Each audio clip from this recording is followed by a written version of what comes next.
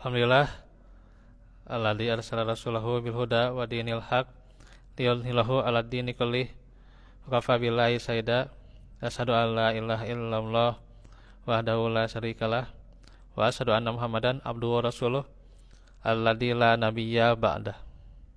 Alhamdulillah ikhwatu fillah, kita lanjutkan pelajaran kita. Sore hari ini adalah diantaranya syarat-syarat taubat. Ini karena waktunya sempit ya, insyaallah ya. Moga-moga nanti bisa lebih panjang lagi ya. Kita langsung saja, bahwasanya taubat seseorang itu akan diterima oleh Allah jika terpenuhi syarat-syarat. Yang pertama, yakni meninggalkan kemaksiatan yang dilakukan karena Allah ya. Bahwasanya kemaksiatan itu terbagi menjadi dua, yakni meninggalkan kewajiban dan melakukan hal yang diharamkan. Yakni jika kemaksiatannya adalah meninggalkan kewajiban, maka taubatnya adalah dengan melakukan kewajiban itu sendiri ya. Contoh ya, meninggalkan sholat ya, contoh tuh ya. Berarti ya apa? Ya harus tentunya laksanakan sholat itu sendiri ya gitu. Nah itu. Nah itu ya. Tidak berzakat, ya berarti harus zakat ya. Zakat yang wajib itu ya. Di antaranya ya.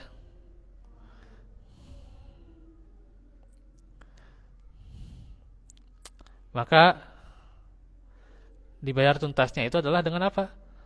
Membayar zakat itu ya. Nah itu. Tapi kalau misalnya kemaksiatan adalah dengan melakukan hal yang dilarang ya. Seperti misalnya minum khamar ya. Maka taubatnya adalah menjauhi minum-minuman itu ya. Menjauhi khamar ya. Dan sejenisnya yang memabukkan. Itu yang pertama, meninggalkan kemaksiatan. Yang kedua, harus ada penyesalan atas perbuatan dosanya. Karenanya, ikhwatu fillah, bahwa tidak dianggap bertobat seseorang yang tidak menyesali perbuatannya. Di riwayat Ahmad dikatakan, an-nadamu taubah. Penyesalan itu adalah taubat. Penyesalan itu didasari oleh pengakuan bahwa ia telah berdosa, telah menzalimi dirinya sendiri ya. Contoh siapa? Nabi Adam ya. Dalam doanya, qala rabbana zalamna anfusana wa illam taghfir lana wa tarhamna lanakunanna minal khasirin. Mereka berdua, Adam dan Hawa, berkata ya. Karena ini yang melakukan dosanya kan Adam dan Hawa ya.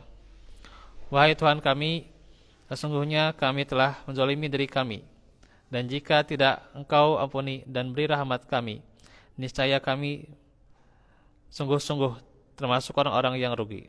Ini dalam surah Al-A'raf ayat 23. Dan juga di dalam An-Nadam itu ya, adanya tekad kuat itu, yakni secara jujur dan ikhlas untuk tidak mengulangi perbuatannya selama-lamanya. Ya, bertekad walaupun terkadang diulang deui itunya. Diulang deui dah ya. Kadang ya bagaimana itu manusia ya gitu. Manusia terkadang yang melakukan kesalahan tuh ya. Ya, ternyata secara tidak langsung atau bahkan ya mengulang lagi gitu ya. Nah itu. Karenanya di dalam surah Ali Imran dikatakan ya gitu. Di antaranya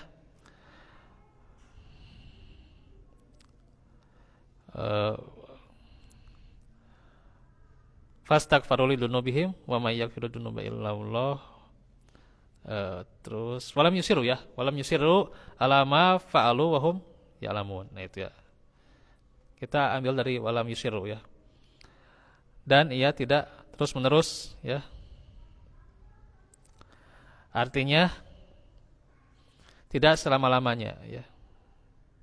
Bertekad tidak selama-lamanya mengulangi apa yang pernah dilakukan dalam keadaan ia tahu ya. Nah itulah. Ya kalau misalnya terikat dengan hamba Allah, maka berusaha untuk mengembalikan haknya ya, adanya tebusan ya. Misal itu adalah merampas harta orang lain tuh ya, berarti taubatnya kembaliin tuh ya gitu, kembaliin harta itu ya gitu.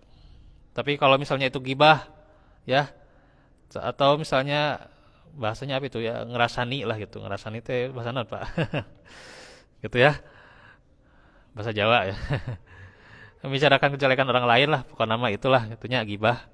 Maka dirinci ya, apakah orang yang kita gibahi ya, gitu ya, yang digibahi itu ya, tahu atau enggak. Nah, kalau tahu, tentunya kita pernah menggibah dia, tentunya kita harus minta maaf gitu. Kalau enggak tahu, maka di majelis yang sama, majelis yang kita gibahi dia, di waktu yang lain kita sebutkan kebaikan-kebaikannya. Nah, sebutkan kebaikan-kebaikan dia ya, dan mohonkan kepada Allah ya gitu, supaya diampuni dosa-dosanya ya. Dan tentunya kita mendoakan kebaikan untuknya. Dan taubat itu dilakukan saat masih terbuka waktunya. Ya. Bagi tiap orang ya, selama nyawa itu belum sampai ke kerongkongan atau sakratul maut ya. Yaitu dalam surah An-Nisa, "Walaysati taubatu lil ladina ya'maluna sayyi'at hatta idza hadara ahadahumul maut qala inni tubtul ana al-ayah." Dan bukanlah taubat itu bagi orang-orang yang melakukan kejahatan sampai ketika maut telah mendatanginya. Ia berkata, aku bertobat sekarang. Dan juga di surah yang lain ya, nanti dikaji lagi itu ya.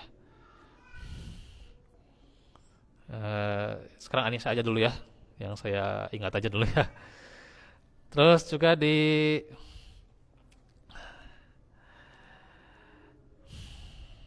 riwayat yang lain, ya ini di riwayat At-Tirmizi dan Ibnu Majah. Innallaha yakbalu taubatal abdi ma lam yugordir ya, untuk malam yugordir. Sesungguhnya Allah menerima taubat seseorang hamba selama nyawanya belum sampai ke kerongkongan tuh ya gitu. Itu ya di antaranya selama nyawa belum sampai ke kerongkongan. Dan bagi seluruh manusia secara umum taubat masih terbuka selama matahari belum terbit dari arah barat ya. Ya sampai hari kiamat itu ya di antaranya ya. Kan itu. Wala tan qati'u atau batu hatta tatluis tatluas syamsu min maghribiha, dan tidak terputus pengsyariatan ya, taubat itu sampai matahari terbit dari arah barat. Riwayat Abu Daud. Nah itu ya.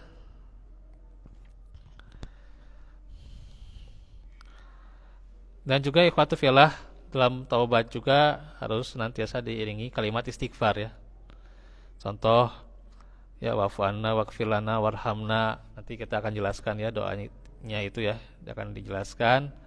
Kemudian juga diantaranya lafaz-lafaz istighfar ya gitu. Paling itu saja dahulu ya yang bisa dibahas dalam penjelasan tentang istighfar. Insyaallah nanti kita akan lanjutkan di pelajaran tentang doa-doa istighfar ya. Kurang lebihnya mohon maaf, dan juga saya agak terlalu cepat karena ini mau azan ya. Wah anak kalau sudah telat banyak gitunya. Waktu filahnya. Mudah-mudahan nanti ikhwah bisa lebih tepat waktu lagi ya gitu ya. Baik, walafu minkum walafu fikum. Aku lakum lihada wa astaghfirullah li wa lakum. Rabbana atina fid dunya hasanah wa fil akhirati hasanah benar. Rabbana atina afaf wal ghina.